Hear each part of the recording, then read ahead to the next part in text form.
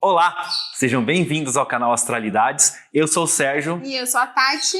Recentemente a gente comemorou mais um ano da nossa querida Umbanda, então a gente resolveu trazer um pouquinho, Um pouquinho da origem da Umbanda no Brasil. Fica aí que você vai conhecer um pouquinho mais.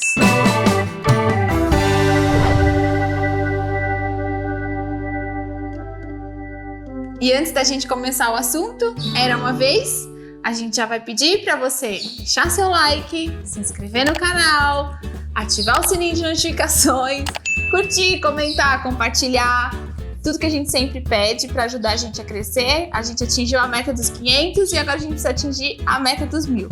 Então, por favor, ajuda a gente, manda um vídeo para quem você gosta, espalha aí. Manda nos grupos de WhatsApp, nos do Telegram. E se você não gosta também, manda nos grupos que você não gosta, tá? Mas o importante é ajudar a gente a compartilhar. Outra coisa, segue a gente no Instagram, vai aparecer por algum lugar aqui, @astralidades.oficial. E quem quiser leitura de baralho cigano ou de tarô, o WhatsApp vai aparecer aqui, demorei, mas aprendi. É só mandar mensagem que a gente responde, beleza? Então, vamos ao Era Uma Vez. Agora o que interessa.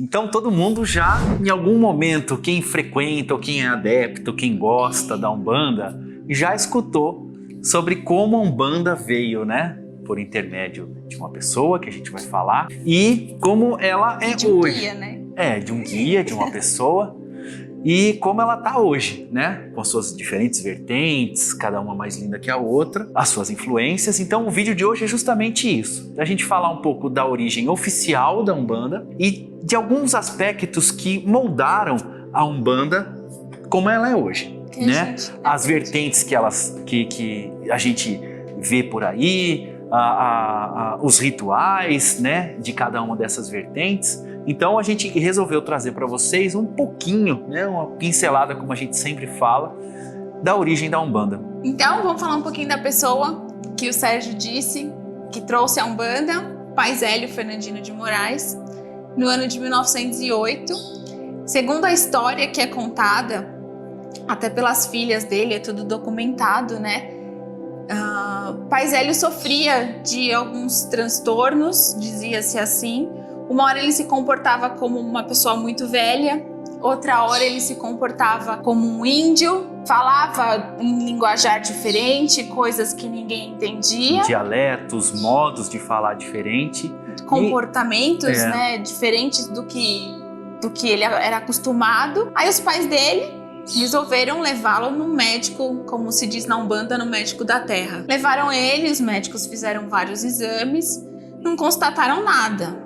Disseram, olha, não tem o que tratar no seu filho. Aí, depois disso, falaram, bom, vamos encaminhá-lo então para um exorcismo. Naquela época, se não era doença, era possessão demoníaca. Levaram ele num padre, o padre fez as orações, olhou, não tem possessão demoníaca, não tem o que fazer com o seu filho. Aí a mãe dele falou assim, bom, então vamos numa benzedeira. Levaram ele nessa benzedeira, ela incorpora tio Antônio.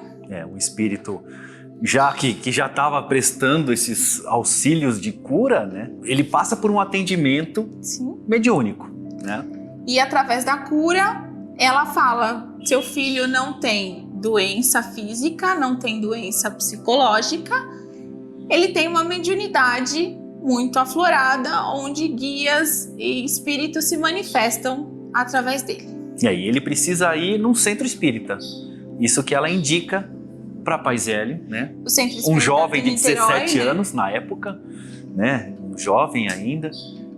Então ele é encaminhado a um centro espírita de base kardecista, e na cidade de Niterói. No dia 15 de novembro, ele chega nesse centro, numa mesa branca de Kardec, onde os médiuns ficam em torno de uma mesa e tem uma garrafa com um copo d'água. A hora que ele senta, ele fala, tá faltando uma flor.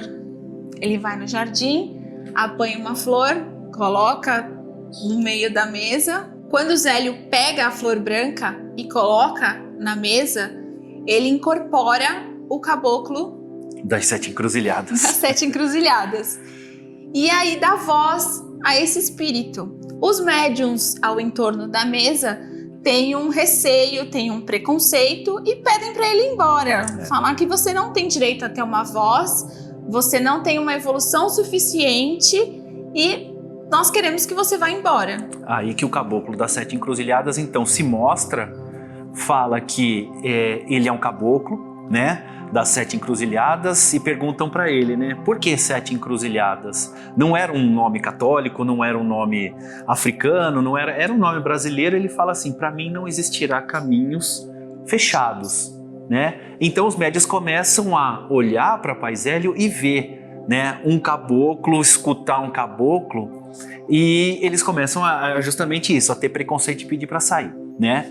Aí um outro vidente na mesa, um outro médium com vidência fala assim, mas eu vejo também vestes clericais, né? E ele fala assim, então eu vou contar a minha história. Eu fui Gabriel Malagrida, um padre português que viveu no Brasil e morreu na Inquisição. Além disso, né, ele fala também que a última encarnação dele, ele foi um caboclo brasileiro e morreu em terras brasileiras, e Deus permitiu que ele continuasse com essa missão de trazer essa nova religião brasileira.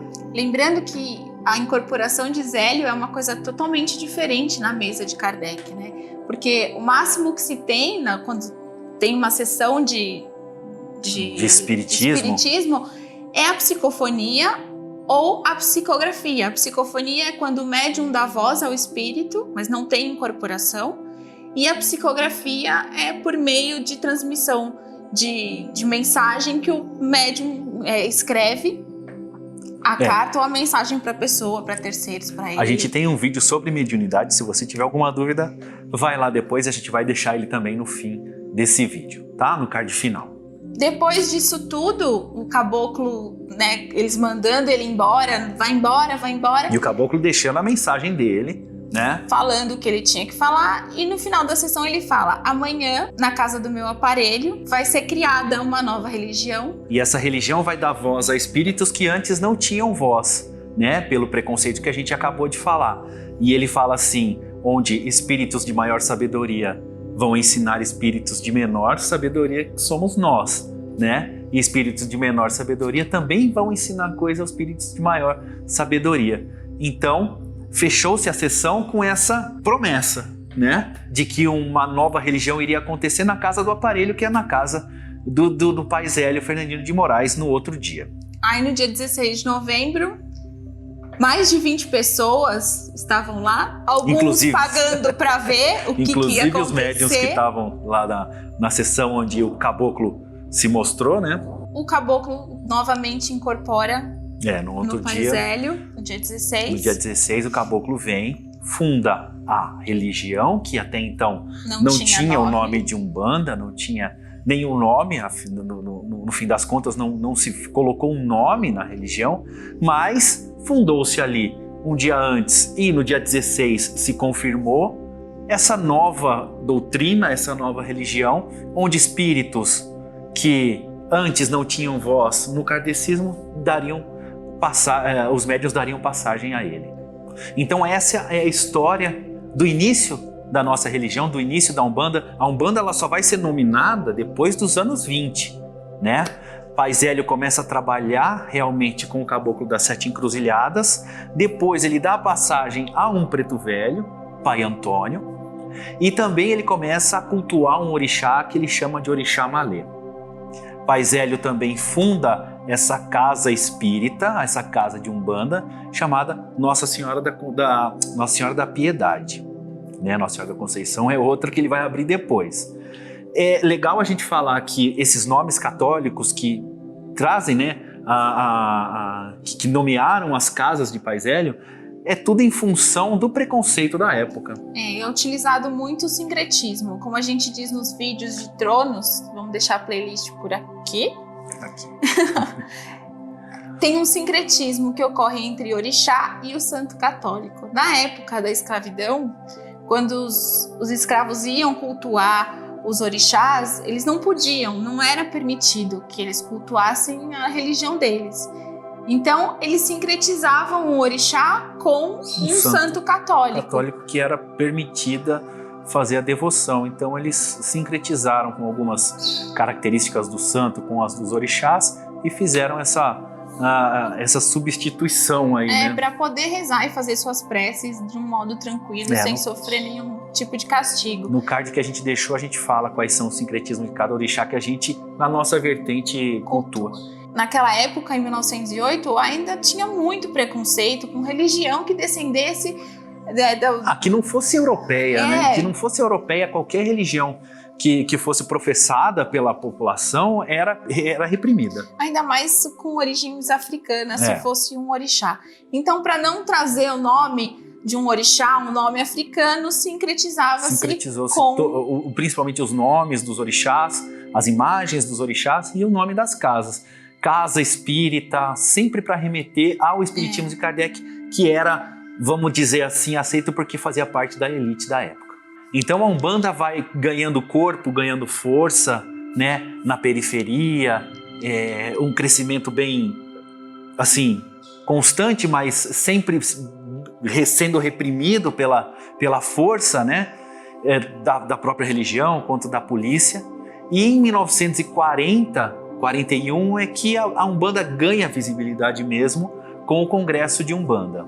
Além disso, a Umbanda começa a receber influências de muitas outras religiões que já faziam parte da periferia ali, que eram feitas às escondidas, e que a Umbanda começa a trazer para quê? Justamente para aumentar o axé da Umbanda. O axé da Umbanda, que nada mais é do que se a gente estudar um pouquinho, procurar um pouquinho, que é a cultura banto, ou bantu, né? Muito da Umbanda que a gente pratica hoje tem muita influência dessa cultura. O riscar o ponto, o cambone, o embanda, que é o sacerdote deles. A cultura banto, ela é uma mistura de muitas tradições africanas, né? Então, quando ela vem para o Brasil, ela começa as pessoas começam a exercer, né, a sua cultura de uma maneira brasileirada, juntando coisas diferentes, né? Por exemplo, existia um ritual antes da própria Umbanda aparecer, que chamava Cabula. Sim, né? Que é um ritual banto, né? Que é um ritual banto, e ela já tinha um Embanda, que era o pai de santo, tinha um Cambone, que era o ajudante do pai de santo, se usava vela, se usava pemba, se usava branco, se incorporava, o fardamento era branco, e se a gente olhar, é uma Umbanda bem rudimentar, mas não tem muita diferença do que a gente faz hoje. Então, além disso, também a gente tem a Jurema, a gente tem o Catimbó. Se você falar com um catimbozeiro, ele vai falar que vai fazer Umbanda também, né? Porque são rituais muito próximos do que a gente faz hoje. Mas o interessante é a gente falar o seguinte: a Umbanda, como ela tem várias vertentes, a Umbanda de Pai Zélio, por exemplo, não tem atabaque. Né? Tem vários. Ela tem uma influência muito forte do espiritismo. É como a gente sempre fala, tem muitas vertentes de Umbanda. Tem a Umbanda do Pai Zélio, que é a Umbanda branca, ou a Umbanda de demanda. Branca, que não tem atabaque. Tem a Umbanda esotérica. A Umbanda esotérica é uma Umbanda iniciática, que ela é bem voltada para o esoterismo e a magia. Tem a Umbanda Molocô, que é misturada com o Candomblé. Tem a Umbandomblé. Umbandomblé, que é essa amálgama entre Umbanda e o Candomblé. Tem a Umbanda que a gente segue, que é a Umbanda Sagrada de Pai Rubens. Que ela descende também da Umbanda Molocô, da Umbanda traçada, porque a gente pega muita influência de orixá.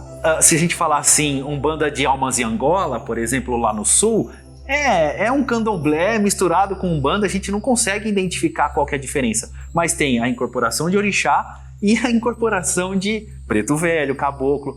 Tem o Candomblé de caboclo, tambor de Minas. Todas essas religiões, essas doutrinas foram moldando o que a gente chama hoje de Umbanda. A nossa Umbanda sagrada, a Umbanda que a gente segue, que a Umbanda segue, que a gente professa aqui para vocês, é uma mistura disso. A gente cultua o orixá com os nomes dos orixás originais do Candomblé.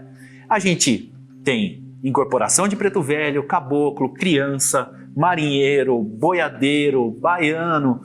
cigano, Exu, Exu-mirim, Pombagira, Pombagira-mirim. Então, a gente foi trazendo essas influências, né? Não a gente propriamente disso, mas cada vertente da Umbanda foi trazendo uma influência que só foi aumentando o axé, né, dessa religião, dessa doutrina, desses rituais que a gente tem hoje. E na Umbanda que a gente segue, a Umbanda Sagrada, tem também uma influência super forte da magia divina. Da magia, né? De uma escola iniciática. Que foi que Pai Rubens trouxe, né? Os graus de magia divina.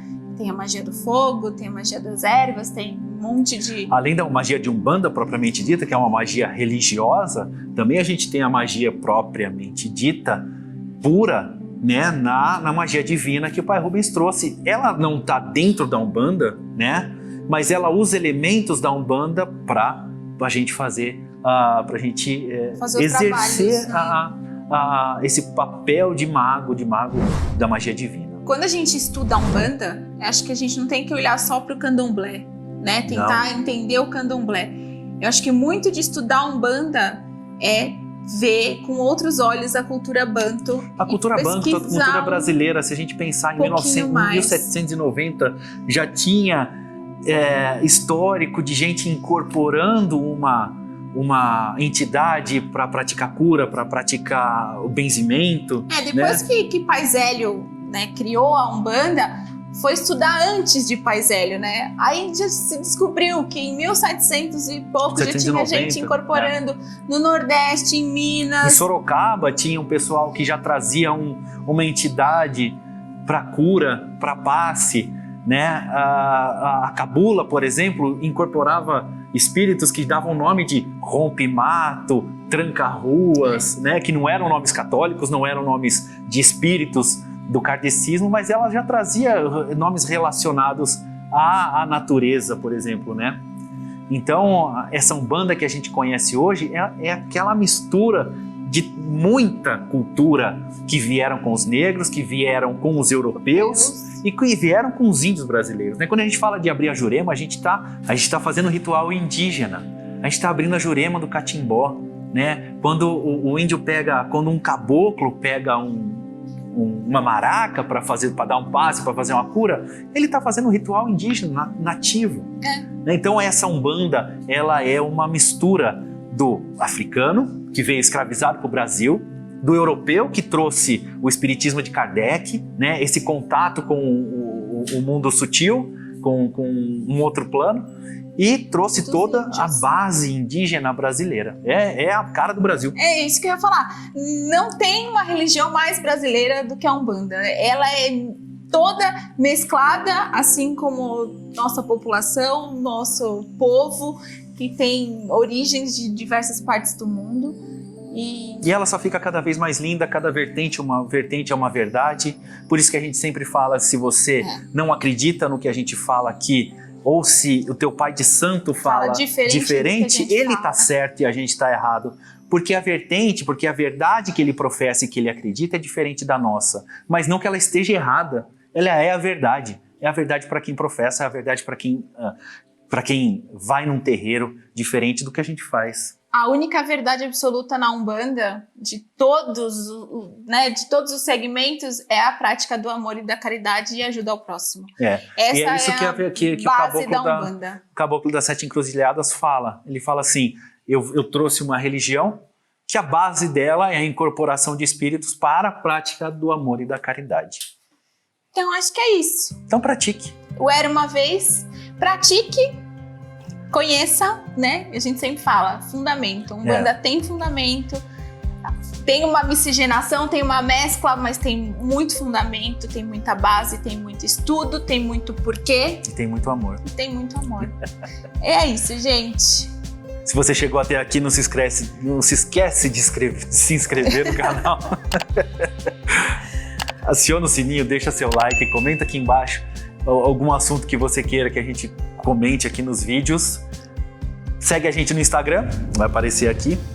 Não aqui vai aparecer outra coisa daqui a pouco. Daqui a pouco aparece isso aqui, a gente já vai ter uma trilha sonora com um pouquinho de choro, provavelmente. Uns vídeos meio cortados, umas coisas meio diferentes aí, mas vocês sabem o motivo. Pequenininha chega semana que vem. Então é isso, gente. Obrigado. Fiquem com Deus. Beijos, fiquem com Deus. Tchau. Tchau.